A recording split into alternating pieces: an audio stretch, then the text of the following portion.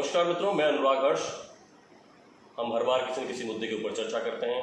इस समय देश जो है वो कोरोना से लड़ रहा है, देश के लोग कोरोना से लड़ रहे हैं, सेना जो है वो चीन से लड़ रही है, बहुत सारे लोग बहुत सारी जगहों पे लड़ रहे हैं और इन्हीं बीच लाखों विद्यार्थी हैं जो अपने भविष्य के लिए लड़ रहे हैं।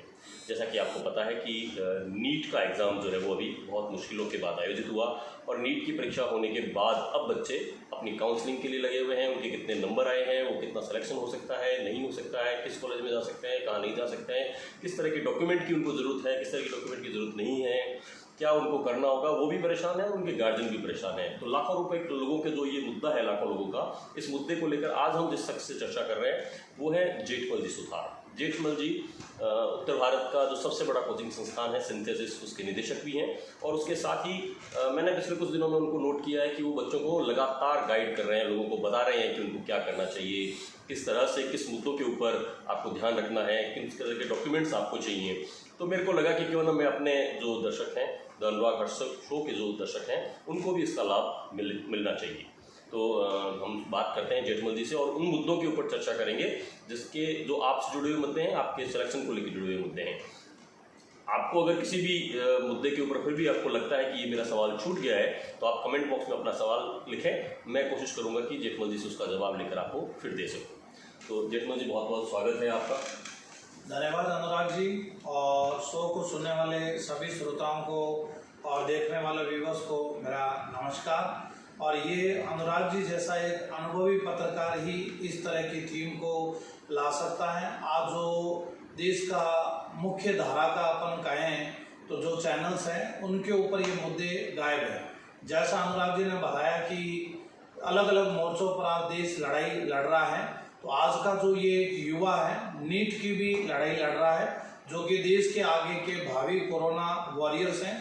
और उन भावी कोरोना वॉरियर्स की क्या क्या प्रॉब्लम्स हो सकती है, उस थीम के ऊपर अनुराग जी शो लेकर के आए हैं। उसके लिए अनुराग जी और उनकी पूरी टीम को बहुत बहुत साधुवाद है। सिंथेसिस ने सबसे पहले जो है देश में सबसे पहले की जारी की, कट ऑफ जारी किया। तो सर हम इसी पे अपनी चर्चा शुरू करते हैं कि जो की जो है उसके बाद में जो कट ऑफ आया वो क्या लगता है आपको? जनरल का कट ऑफ क्या रहेगा, ओबीसी का क्या रहेगा और SC/ST का क्या रह सकता है? बिल्कुल अनुराग जी, चूँकि आज के समय में सबसे पहली उत्सुकता जो है OC के बारे में कि हम इसलिए जारी सबसे पहले कर पाए चूँकि हमारी मेंटर्स टीम, बच्चों का सहयोग, पेरेंट्स का सहयोग और टाइमली हमारे पास में पेपर आ जाना और फिर उसको अलग अलग सेगमेंट में डिवाइड करना। जैसे केमिस्ट्री है तो उसको हम ऑर्गेनिक, इनऑर्गेनिक, फिजिकल, बायोलॉजी को बॉटनी, जूलॉजी, फिजिक्स को, तो उस कारण से हम आंसर की को भारत में सबसे पहले जारी कर पाए। 5 बजे पेपर कंप्लीट हुआ, 5:15 तक हमारे पास में पेपर आया और ऑर्गेनिक केमिस्ट्री से शुरुआत करते हुए हमने 1 घंटे में की अलग अलग सेगमेंट में जारी कर दिया हमने। तो वो हमारा एक पहला स्टेप था। अब पूरी आंसर की के अंदर 1 या 2 ही क्वेश्चन है जो कि विवादास्पद हैं, जिसका NTA 1-2 दिन में अपनी तरफ से आंसर की जारी कर देगा। ये पहला स्टेप था।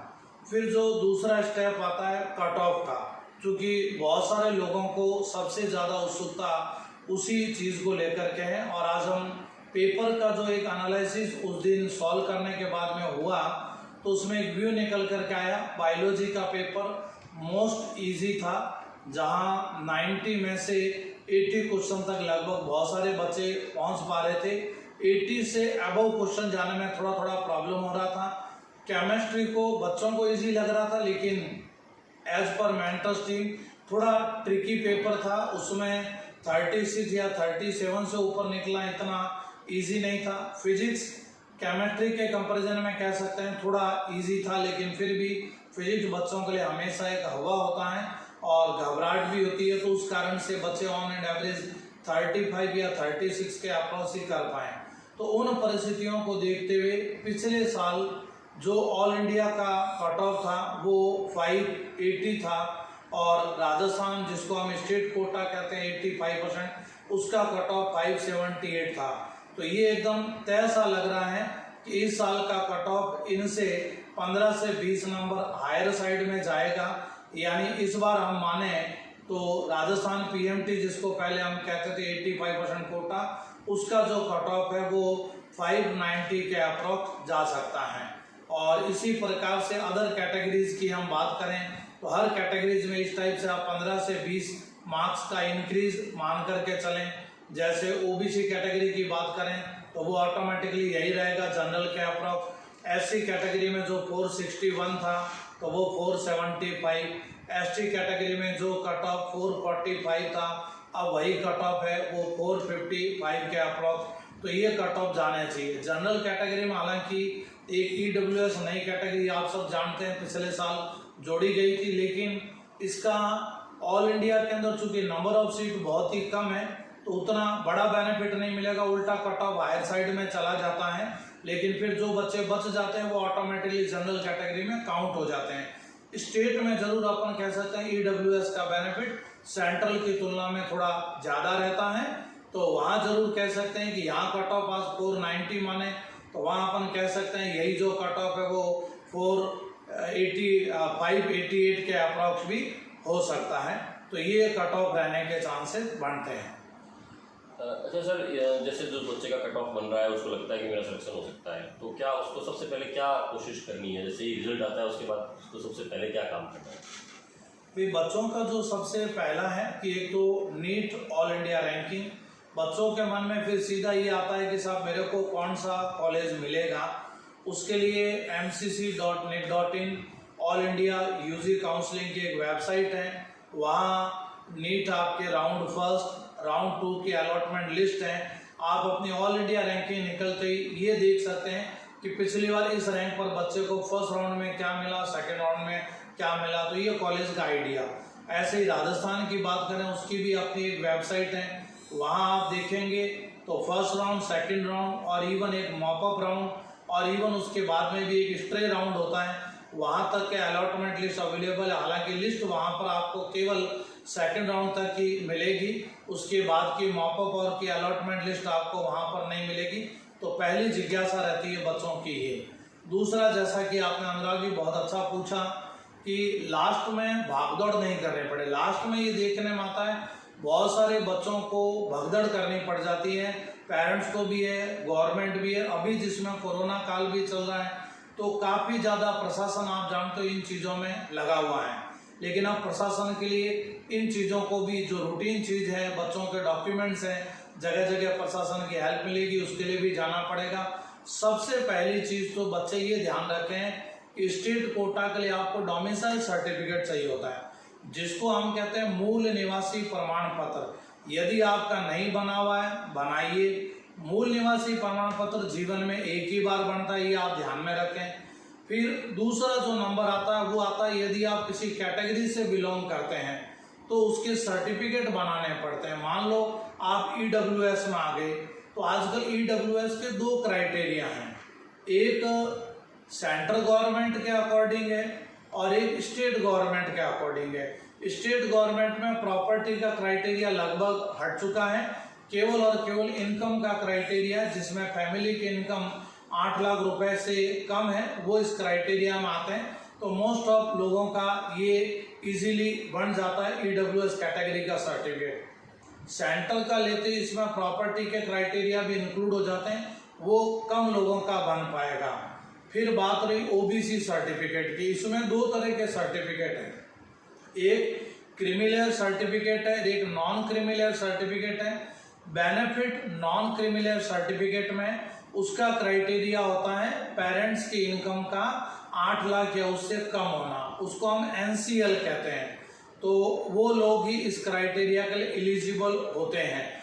एम्स और जिपमिर के काउंसलिंग में ओबीसी का बहुत अच्छा बेनिफिट मिलेगा, स्टेट में उतना बड़ा बेनिफिट नहीं मिलेगा और इवन ऑल इंडिया जो 15% कोटा उसमें भी कोई ज़्यादा बेनिफिट नहीं मिलेगा। ओबीसी का बेनिफिट एम्स और जिपमिर की काउंसलिंग में मिलेगा। दूसरी बात, आपका पहले से यदि बना हुआ ओबीसी सर्टिफिकेट तो उसको आपको रिवाइज करवाना पड़ेगा, क्योंकि पुराना बना हुआ नहीं चलेगा, लेटेस्ट चलता है। तो लेटेस्ट के अंदर आपको उसको रिन्यू कराना पड़ता है, एक शपथ पत्र के थ्रू ये रिन्यू होता है, तो वो प्रोसीजर होता है। फिर बात आ गई एससी और एसटी कैटेगरी की, तो ये सर्टिफिकेट भी जो है इसको रिन्यू कराने की जरूरत नहीं है, क्योंकि वहाँ क्रिमिनल नॉन क्रिमिनल का क्राइटेरिया नहीं होता है, तो इसलिए एक बार बन गया वही क्राइटेरिया रहता है। तो ये रहता है आपका कास्ट सर्टिफिकेट का क्राइटेरिया।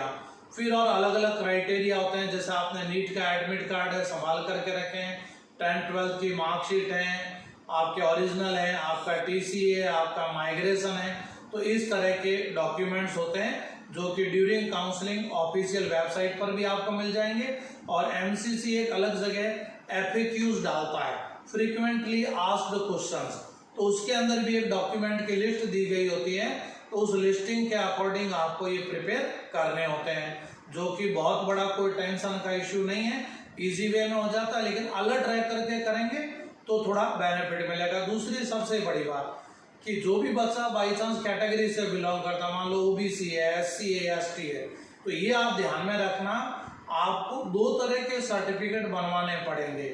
एक सर्टिफिकेट आपका बनेगा ऑल इंडिया के अकॉर्डिंग, केंद्र सरकार के अकॉर्डिंग, और एक सर्टिफिकेट बनेगा आपका राज्य सरकार के अकॉर्डिंग, जैसे राजस्थान गवर्नमेंट के अकॉर्डिंग। दोनों का फॉर्मेट अलग है। हो सकता है आप में से मैक्सिमम बच्चों के पास अभी स्टेट का ही बना हुआ है, तो वो आप टाइमली शो को देखने के बाद में अपना सेंट्रल गवर्नमेंट के अकॉर्डिंग सर्टिफिकेट बनाने में लग जाइएगा। दूसरा, जब आप काउंसलिंग के टाइम तमिलनाडु में मान लो आपको ऑल इंडिया से कॉलेज अलॉट होता है, तो वहाँ इन सब डॉक्यूमेंट का क्या इंग्लिश ट्रांसलेशन मांगा जाता है। तो वहाँ फिर एमजीआर यूनिवर्सिटी ये काम करता है। यूनिवर्सिटी में एक डिपार्टमेंट है हिंदी प्रचार विभाग, तो वो विभाग खुद आपके जो भी हिंदी डॉक्यूमेंट है उसका इंग्लिश ट्रांसलेशन करता है। कोई बहुत बड़ी चीज़ नहीं है, कोई घबराने की चीज़ नहीं है, आप आराम से हेल्प लीजिए। जैसा अनुराग जी ने कहा, आपकी और कोई जिज्ञासा हो आप कमेंट बॉक्स में डालिए, अनुराग जी मेरे तक वो क्वेश्चंस पहुंचाएंगे और डेफिनेटली आपकी हर रिप्लाई, हर क्यूरियोसिटी हम लोग जल्द से जल्द शांत करेंगे।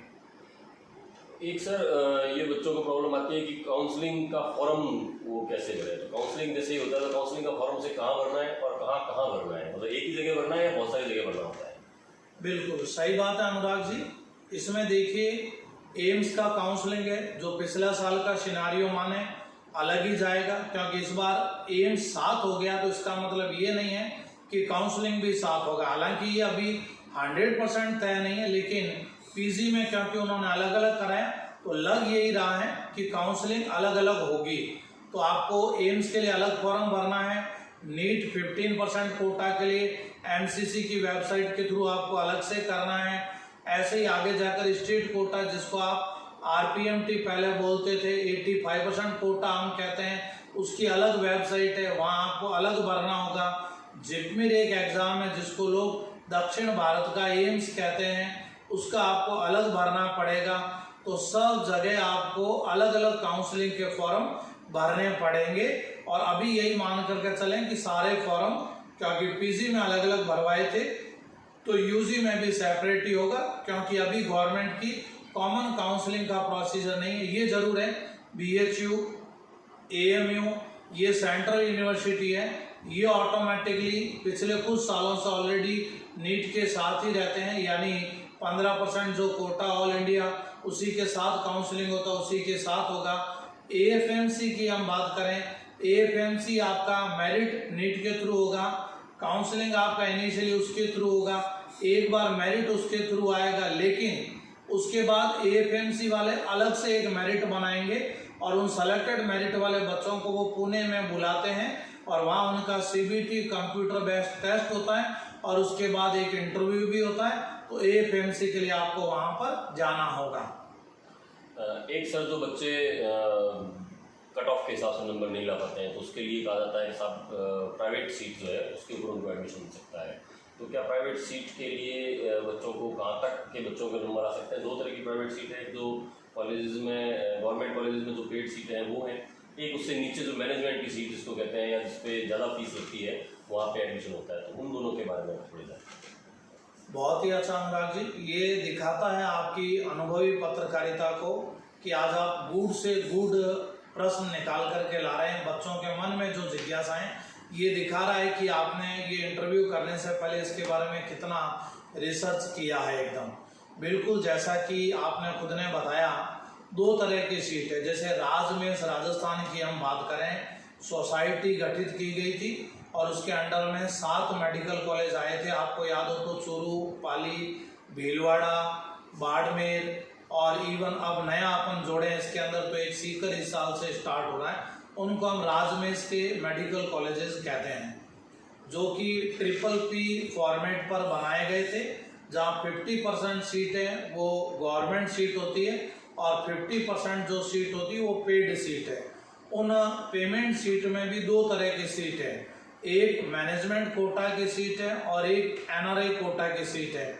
आप में से जो भी स्टूडेंट अभी इंटरव्यू को सुन रहे हैं, उनके यदि डायरेक्ट रिलेशन में, डायरेक्ट रिलेशन का मतलब यदि आपके मान लीजिए पेरेंट्स, उनकी फैमिली में कोई NRI है और या इवन आपके खुद के ननियाल पक्ष के अंदर आपके मामा मामी मासा या मौसी जी ऐसे कोई डायरेक्ट रिलेशन में NRI है, तो आप उनके थ्रू स्पॉन्सर किए जा सकते हैं।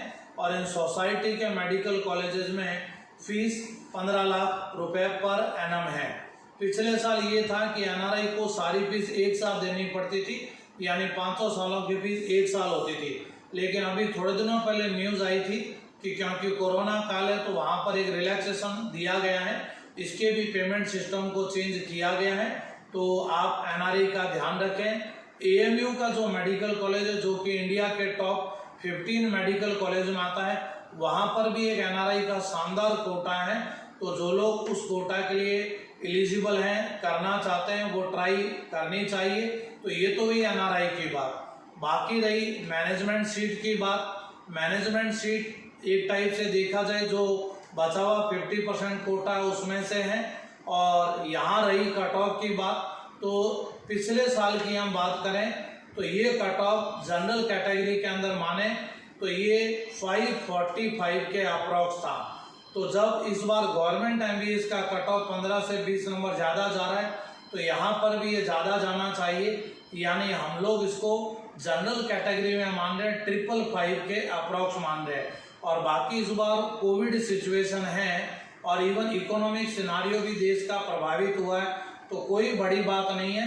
ये 555 से कम यानी 550, 545 यहाँ पर भी जा सकता है। हम जो भी डाटा अभी बोल रहे हैं वो एक मोटा मोटा डाटा बोल रहे हैं, इसका मतलब ये नहीं है कि इससे बिलो नंबर वाले को ट्राई नहीं करनी चाहिए। संभावनाएं हमेशा रहती है और जब तक हकीकत के धरातल पर हम नहीं आ जावे तो किसी भी संभावना को फाइनल नहीं मानना चाहिए और लास्ट तक हमारे को फाइट करनी चाहिए, क्योंकि लास्ट तक फाइट करोगे तो इस बार बहुत सारे करिश्मे होंगे। ये तो है राजमेश के यानी राजस्थान की बात। राजस्थान में केवल राजमेश के कॉलेज नहीं है, जैसे महात्मा गांधी मेडिकल कॉलेज में बहुत सारे बच्चे एडमिशन लेने की इच्छुक रहते हैं, क्योंकि जयपुर में कैपिटल में पुराना कॉलेज है, बहुत रेपुटेड कॉलेज है, जहाँ की पिछले साल की पर एनम की बात करें 15 लाख फीस थी, कुछ बैंक गारंटी देनी पड़ती है, तो वहाँ का जो कट ऑफ है, इवन यदि आप फाइट करोगे काउंसलिंग के अंतिम दिन,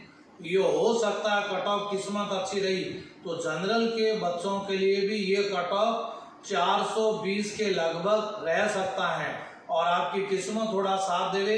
और यदि इकोनॉमिक सिनारियो ने बहुत प्रभावित किया तो ये कट ऑफ वहाँ के लिए यदि 400 से बिलो भी चला जाए तो कोई बहुत बड़ी बात नहीं है, क्योंकि हम जो भी कट ऑफ अभी आपको बता रहे हैं वो हाईएस्ट मान करके बता रहे हैं, लोवेस्ट मान करके नहीं बता रहे हैं।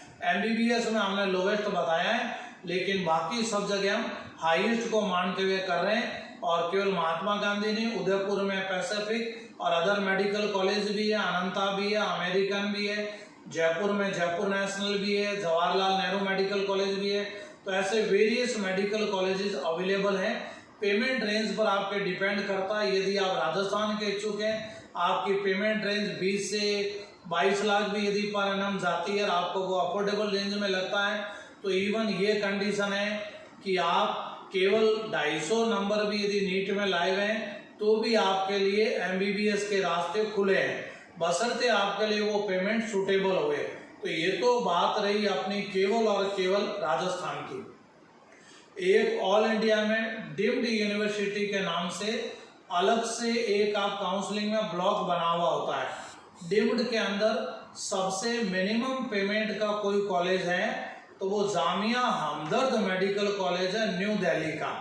वहाँ पर एनम का पेमेंट पिछले साल 11 लाख रुपए थे आप में से कोई भी कैंडिडेट माइनॉरिटी कम्युनिटी का है, स्पेशली मुस्लिम समुदाय से हैं, तो वो ध्यान में रखें। वहाँ कुछ सीट जो है वो अलग से रिजर्व भी होती है, तो उसका भी आपको बेनिफिट मिलता है। और इवन फिर और हम डिम्ड में बात करें तो बहुत कम ऐसे कॉलेज है जो कि 15 लाख की रेंज में। एक कॉलेज पर आप सारे लोग फोकस रखिएगा। जामिया हमदर्द में अच्छा कंपटीशन रहेगा। फिर उसके बाद लोअर रेंज में ले लें, प्रिंस लोनी महाराष्ट्र में है जो कि 12 से 13 लाख की रेंज में। सबसे शानदार कॉलेज जिसके लिए बहुत सारे लोग लेना चाहेंगे, KMC Kasturba medical college Manipal, Bharat का नंबर 5 मेडिकल कॉलेज। वहाँ का पेमेंट 13 लाख के लगभग है। और इवन मणिपाल में 2 कॉलेज हैं, एक उनका प्रॉपर मणिपाल में है और एक उनका मैंगलोर में है। रैंकिंग हायर किसकी है ध्यान में रखना, रैंकिंग हायर है जो कि आपके प्रॉपर मणिपाल में। मैंगलोर की रैंकिंग हायर नहीं, लेकिन रेपुटेशन उतनी है। तो वो जो मेडिकल कॉलेज है कस्तूरबा वाला, KMC वाला प्रॉपर मणिपाल का, तो प्रॉपर मणिपाल का जो कट ऑफ है वो 500 के अप्रोक्स जा सकता है। तो आप सब लोग इन कॉलेजेस के लिए फाइट करें। यदि आप फाइट करोगे तो काउंसलिंग के अंतिम दिन आपको जबरदस्त करिश्मे देखने को मिलेंगे। और केवल प्राइवेट ये डिम्ड ही नहीं है, फिर इसके अंदर हम और जाएंगे। आपको 15 लाख के कॉलेज, ज़्यादातर कॉलेज 15 से 18 के बीच, इवन बहुत सारे ऐसे कॉलेज भी है साउथ में आप जाओगे तो वो आपके 18 से 22 के बीच हो जाएंगे। और इवन मुंबई में जाएंगे, महाराष्ट्र में DY पाटिल के 3 कॉलेजेज हैं, या BVP है, भारतीय विद्यापीठ है। तो वो कॉलेजेस तो चूंकि पेमेंट हायर साइड में, वहाँ 25 से 26 लाख पर एनम है। तो वहाँ तो केवल और केवल आपको नीट क्वालिफाइड होना है। आप नीट क्वालिफाइड है, आपकी सीट एकदम लगभग श्योर है, क्योंकि इतना पेमेंट हर किसी को अफोर्डेबल रेंज में नहीं होता है। तो आप अपनी फैमिली की इकोनॉमिक कंडीशन को देखें, और यदि आपके पेरेंट्स एग्री हैं, आप यदि थक गए हैं और आप यदि वो उनको लेना चाहें तो बिल्कुल ले सकते हैं। उसके अलावा सबसे जो शानदार चीज़ है जिसके लिए पूरी दुनिया भागती है और हर मेडिकल का बच्चा भागता है, वो है कर्नाटक, जिसको पहले कॉमेड के कहते थे, अब उसको कहते हैं अपन KEA, कर्नाटक एग्जामिनेशन अथॉरिटी। उसके फॉर्म अभी निकलने बाकी है। इसका काउंसलिंग का प्रोसीजर बहुत डिफरेंट होता है, बहुत फॉर्मेलिटी होती है और कहीं ना कहीं चूक हो ही जाती है। और सबसे बड़ी बात है कि यहाँ लगभग देखा जाए 1200 के आसपास सीट है, और इन सीट का जो पेमेंट है 7 से लेकर के 8 लाख के बीच है, क्योंकि अब रिजर्वेशन है। और ये पेमेंट आज भारत देश में बहुत सारे लोग अफोर्ड करते हैं पेरेंट्स, और बच्चों के सपनों को पूरा करने के लिए पेरेंट्स कुछ भी करने के लिए तैयार हैं। तो वो अपने बच्चे को देश का भावी डॉक्टर बनाना चाहते हैं, उसके लिए कुछ भी करने के लिए तैयार हैं। तो आज के टाइम में 80% पेरेंट जो कि सक्षम है, वो ये मान करके चलते हैं कि ये जो 1200 सीट हैं ये प्राइवेट सीट है ही नहीं, these seats are just like government MBBS। क्योंकि यदि किसी कारण से बच्चा थोड़ा भी पीछे रह गया तो उसका 1 साल खराब नहीं हो जावे, 1 साल और मेहनत नहीं करनी पड़े, तो वो इसको तुरंत प्रभाव से ज्वाइन करवाते हैं। इवन वहाँ Ramaiah medical college, KIMS medical college, Kempegowda medical college, BR Ambedkar medical college, जो बेंगलोर के मेडिकल कॉलेज हैं वो इतने सॉलिड हैं कि इनको हम हमारा जो बीकानेर SPMC है उसके लेवल के कॉलेज ही मान सकते हैं, और उसी के लेवल के हैं। तो इसलिए आंख मूंद कर आप ले, और ऐसे ही शानदार कॉलेजेस का एक बंच कीम के अंदर भी है जो केरल का, लेकिन उसके फॉर्म भर चुके हैं। वहाँ पर भी आपके तकरीबन 1000-1200 के आसपास सीट हैं, उनकी काउंसलिंग में फाइट करो। आजकल बहुत सारे पेरेंट्स कई बार हमारे से पूछते हैं कि सर 3 लाख या 5 लाख में कोई कॉलेज हो तो बताइए, वो कॉलेजेस नहीं है। अब यदि कॉलेजेस प्राइवेट की फीस स्टार्ट होती है तो वो स्टार्ट होती है आपके 6 लाख से लेकर के 8 लाख के बीच में, ये रेंज है।